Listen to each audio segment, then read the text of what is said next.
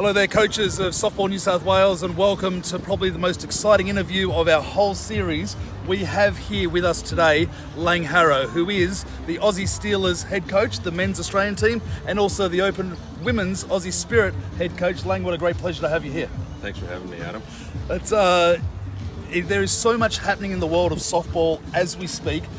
We've just finished an Asia Pacific Cup with the Open Women's Australian team, and now into SummerSlam. Have you learnt anything from the Asia Pacific? You've just taken on the job as the head coach of the women? Yeah, the Asia Pacific's been fantastic for us. We have learnt a lot. I think a lot about ourselves as a team, as individuals, and not only that, just opposition that we're going to be up against 8 months' time with qualifiers. So it's been very important for us, and I think even the girls individually got a good understanding that there's going to be a lot of hard work ahead and the efforts that they have to put in for us to go to another level. It must be a little bit different for you. You were traditionally, and I say this in a nice way, you're traditionally a men's coach and very experienced, and been to numerous World Series as a coach, both the juniors and seniors on the men's side, as well as played for Australia yourself. And now you've come to the women's program. Is there a big difference between the two, or is it much of the same? We talk the same language. Right. You know, everything we talk about is what we talk about with the men, and the girls are really open. They want to know, they want knowledge in that, they want to talk about things, and I can see in the dugout now that they're looking for different things and trying to help each other out, which is very encouraging. And yeah, differences, my biggest difference is just probably the speed around the base pass. You know, girls still throw hard at 43 feet. They hit some line shots just like the men, so my variation is just the speed around the bases. So it's quicker in the men is the difference? Is that what you're saying? Yeah, they're a little bit faster. Just around the bases. So in terms of what you've got coming up, you've got a hefty schedule, being both in the males and the females program. If we stay on the women's for now, you've got the Olympics is obviously the pinnacle of the next sort of 12 to 18 months. What's on the road heading towards the qualifiers then to the games? Yeah, well, the girls are going to finish the SummerSlam, which has been absolutely fantastic after day one, and hopefully we'll have a camp in March.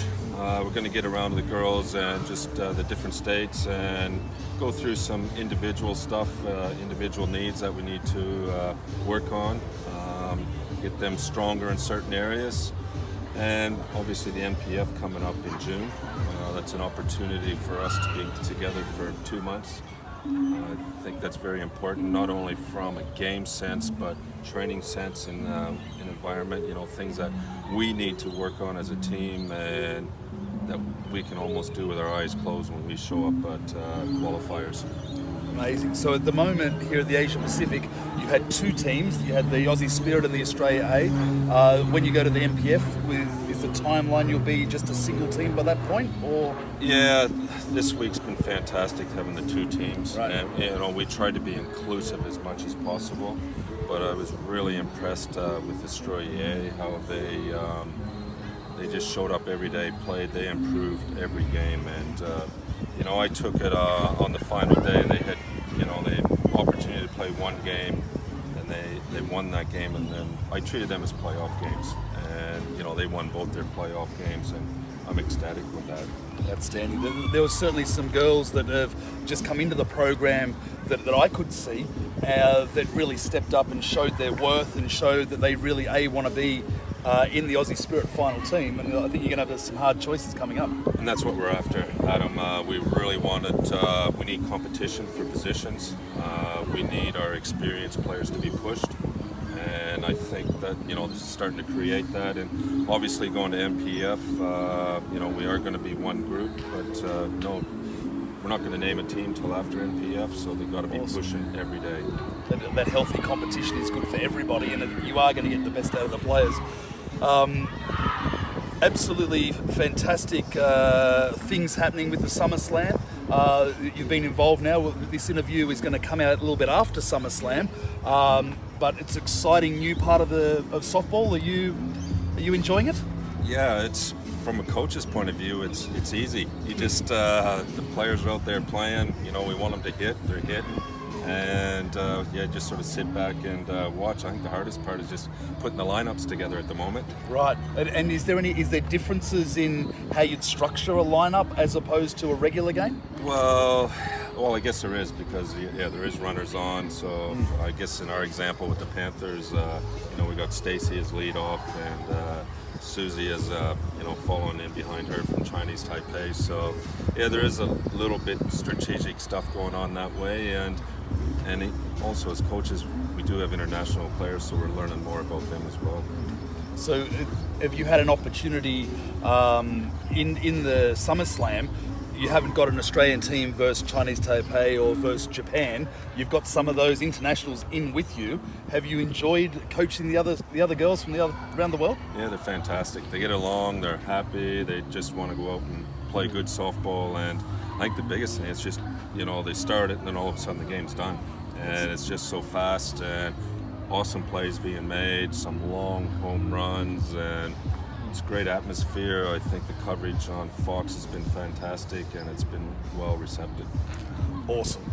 So if we move to the other side of the sport, so to speak, you've got the women seem to have a pretty straight up and down roadmap where you're going. Qualifiers coming up, the Olympics, everything's important, but you've got obviously those programs set in place. Coming up on the men's side, they're heading to New Zealand next week. Is that correct?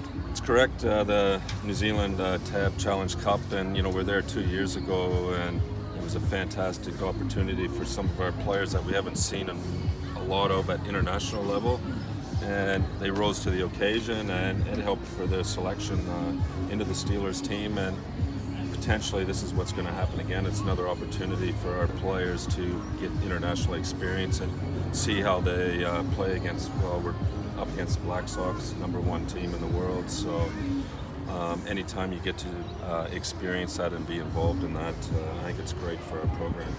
Because if you were to look at the squad that's going to New Zealand, there are a few of the key Steelers maybe missing out of that lineup. Is that just to give people the opportunity, or just availability? It's due to availability. And I think we went through, we got 7 Steelers that have participated in World Championships and 9 that are new to this experience. So I think it's great for them. It's a great opportunity.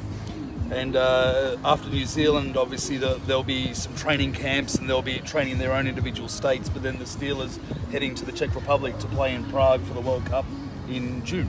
In June, correct. It's early this year, so from a Canberra point of view, let's just start at winter, so we're out of here. Right. Our coaches in Softball New South Wales, we have so many that are not at the elite level. In actual fact, we have hundreds of our coaches are at grassroots up to sort of state championship level, and would admire somebody as yourself at the high performance with Australian teams. But have you got some advice for them on how to make their training sessions back home in their member associations a bit better? Yeah, I think it's awesome you got that many coaches that are here to help the kids in that. Like, at the end of the day, if we don't have coaches to help these kids at the grassroots level, then it's going to be hard for them. Usually it's just mom and dad, but if we do have some coaches around and getting some positive feedback information to help their trainings, it's fantastic what you're doing. And I'm just a big believer of when you show up to training that we're active, everyone's involved, whether it's on defensive stuff, offensive, that everyone's moving and just not standing around, trying to have as much fun. Hitting side, I believe that if you can get 100 to 200 swings in a session, tee work, toss ball, front toss. I'm not a person that likes standing in front of a front toss, but I don't mind throwing BP. Yeah, Lang's actually very well known for throwing for an hour or two every day for his teams. You mentioned 100 to 200 swings per session. Now, to an average coach, I shouldn't say average coach, to a coach that's coaching a club team, that may seem like a ridiculous amount. Your whole squad probably doesn't get to 200, but I guess the more the better for the younger guys. Yeah, and I think too, you just start small. So if you work on the 50 to 75 and just see how the kids handle that, then I think you can build from that and build up to it. So you don't want to build fatigue into them, because I believe you just create bad habits. I think once you got your base structure, your footwork and all that in place, and I think the kids can build up to that mark. So we have a gala event coming up at the end of the year, and I've already spoken with Laing about being one of the guest speakers, where you'll be able to come and talk with him and ask your own questions, which is happening later on in the year. I hope that you're still going to be able to come to that, subject to availability with a schedule like you have with all these Australian teams plus all of your own private life. I'm hoping we're still going to be able to get you there, and if we can, what an experience it'll be for you to meet this gentleman. And he is a gentleman of the game, an ambassador, and certainly somebody that we as coaches should admire, simply for the not only the time you put in, but the results that you're getting. A World Championship just last year as the head coach of the Junior Steelers, and now hopefully on the road to an Olympic coach. Laing, you're an absolute gentleman. Thank you so much for your time. Thanks, Adam. Pleasure.